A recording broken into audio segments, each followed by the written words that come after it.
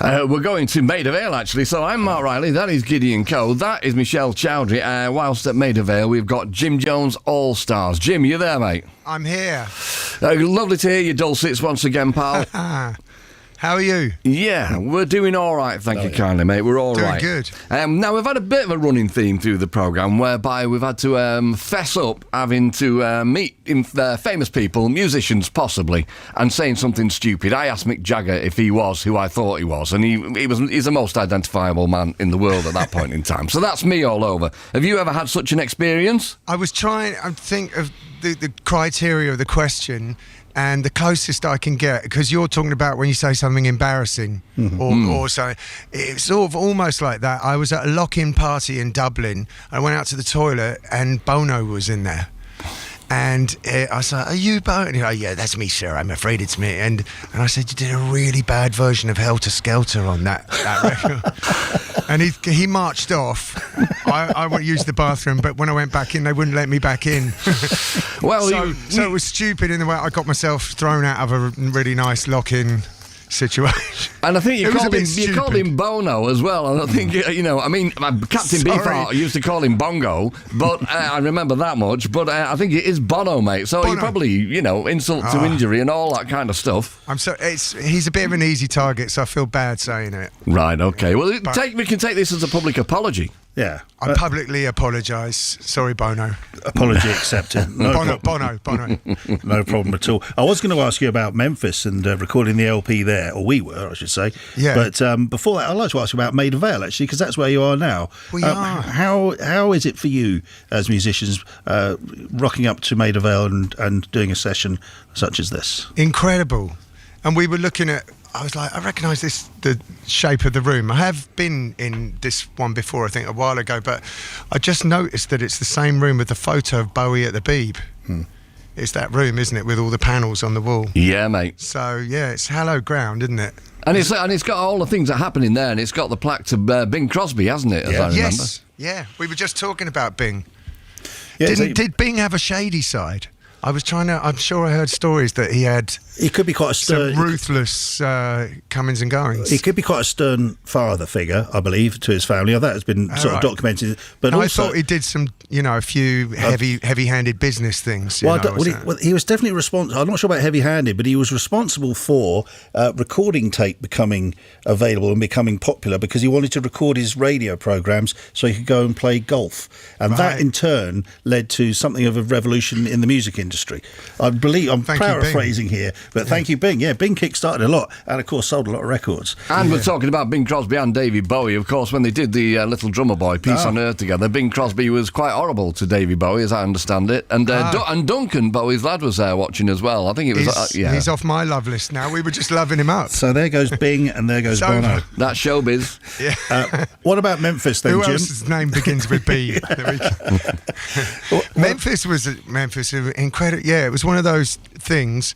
Our producer, who from the label, was saying, the sound of this All-Stars thing, I think it would sound great recorded in the South and in the deep, meaning the deep set in America. And I was like, yeah. And then thought that was the end of it. But the next thing, the plane tickets arrived and we went out there. We went out there and recorded in this incredible studio, Memphis Magnetic, which is run by a really cool guy, Scott McEwen, who really knows all the history of miking stuff up the way they did in the 50s and 60s, and he's got a lot of amazing old equipment. And I could go on for ages about the nitty gritty of it, but just basically it was a really amazing trip. And did you do any of the touristy things whilst you were there? Did you go to Sun Studios or Graceland or anything? Yeah, Scott knew everyone, and he was like, "What do you want to do tonight? Do you want to lock in at Sun Studios?" We were like, "Yeah, all right." And a guy came up, let us in, and we just had the place to ourselves for the night. We had a drink, and he turned on all the guitars, and we had a little jam, and it was quite a privileged sort of trip to be able to do all that kind of stuff down to the Mississippi and check out all the cool studios, Royal and all that kind of stuff that are in the area. I mean, Sun Studios was an insurance brokers for a short while, wasn't it? I mean, Yeah. somebody else, they just took it over, and there was no, celebration of what it was. It's a little bit like the Cavern, but the Cavern they filled in with bricks, so they couldn't exactly, reintroduce that to the Liverpool scene. But yeah, to imagine you sat there working, because the chills are going down your spine being in the same place, and I've been in there. It's incredible to go in there, but to think people were just rocking up there and selling insurance for probably 30 years is mind-blowing, isn't it? Can I just ask you about one of the numbers you're going to play in a bit, Jim? Because you're going to do a version of When You See Me Hurt, Carl Lester and the Showstoppers. That's it. If you get hold of it on the Brent label, 1961 pressing, it'll be worth a few quid, by the way. I don't have it. Tell us about this number, what it is that's drawn you to it. Well, it was something that when we first put the All Stars together, the reason the band came together was just a quick project to do during the lockdown, and we had to get a set together really quickly. And knowing that we had horn section and piano and all these other parts to the band, I was looking at material that we could do, good cover versions of, and that Carl Lester number is such a dance floor stomper classic.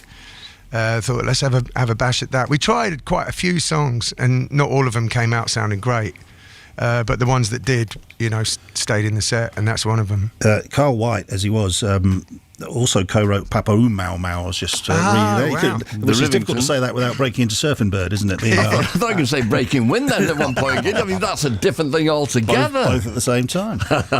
And so, Jim, we had a quick chat earlier on. You told me that, the unenviable position of being a band, a rock and roll band, albeit one of the greatest rock and roll bands, coming off the back and following Iggy Pop at a festival, which seems like the poison chalice to end all poison chalices. But you did it.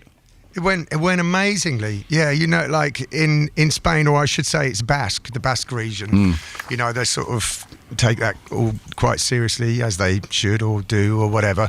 But yeah, in Vitoria, and it's an incredible festival, as Kenner. It's like one of the main for the Spanish area.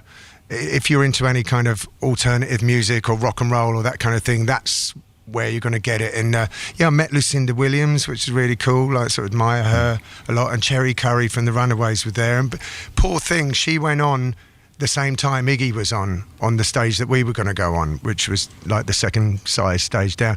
And she had about 30 people watching her because everyone was watching the Iggy show. That's the danger, isn't it? I seem to remember watching Nirvana, the last show that they did in the UK at Reading, and I was lucky enough to be on the side of the stage, and the whole kind of weekend was based around will Kurt Cobain turn up or not. And I think it was the Rocking Birds who were playing in a tent on the other side of the field, and a great band, but everybody just wanted to see Nirvana. So it's dangerous territory, that, isn't it? Well, that was it. I was complaining it to our booker, like, what? Look at the time you've got us on. But at the end of the day, we turned out to have a really sweet spot because Iggy finished just before we went on. So the crowd moved over to that side of the festival, and suddenly we had this incredibly huge audience, and everyone just stayed through the whole set and loved it, screaming for more. We got encores and whatnot. So it ended up working out really well. The planets aligned yet again for the All-Stars. Yeah, you're just very lucky that you're not rubbish, mate, because if you had gone on after Iggy and then were rubbish, then they would have let you know. They would. Okay, when's the album out then, Jim? Their album's due out September 29th. You can get it on pre-order, I think, from next week. In about a week, it'll be up for pre-order. Fabulous. Okay, so you're going to do 3 tunes right off the back of each other now for us. So what are the 3 tunes in the right order? Gimme the Grease is the first track, and then the Carl Lester number, When You See Me Hurt, and Princess and the Frog to round it off. Fabulous. Okay, so Jim Jones All Stars live in session at Maida Vale. Thank you. Cheers, mate.